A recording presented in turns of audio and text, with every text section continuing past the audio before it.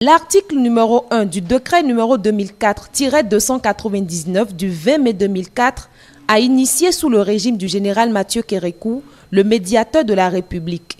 Il a officiellement pris effet le 21 août 2009 avec le professeur Albert Tevoe-Idré. Un médiateur de la République, comme le nom l'a déjà dit, il est là pour faire réconcilier les compatriotes qui ne s'entendent pas. Sa mission principale, c'est de les réconcilier et c'est de tout faire pour que la paix règne dans notre pays. Il est là pour faire la médiation. S'il y a problème, c'est en tout cas, même les affaires domaniales vont chez eux. Il y a plusieurs affaires. Un médiateur, c'est quelqu'un qui essaie de réconcilier.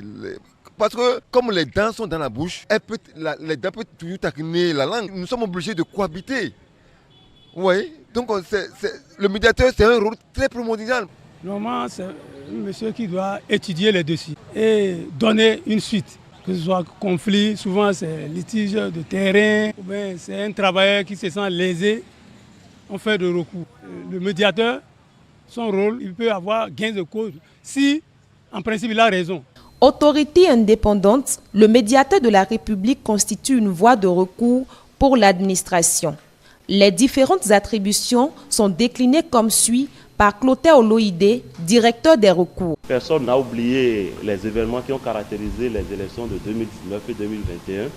Donc au lendemain de ces élections, et pour prévenir d'éventuelles violences pour les élections de 2023, le médiateur a initié une série de rencontres dans le cadre du dialogue politique. Et nous avons eu la première rencontre du 25 avril au 5 mai 2022 à l'hôtel Bel Azur de Grand Popo, où nous avons invité les partis, tous les partis régulièrement constitués. À l'époque, il y en avait 16 et il y en a 14 qui ont répondu présents à notre invitation.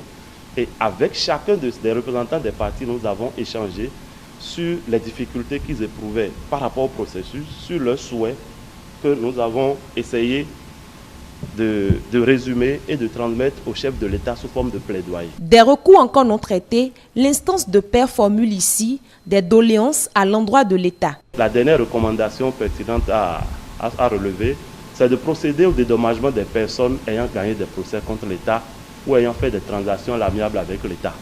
Puisque là, il s'agit surtout de renflouer la ligne qui prend ces personnes-là en compte.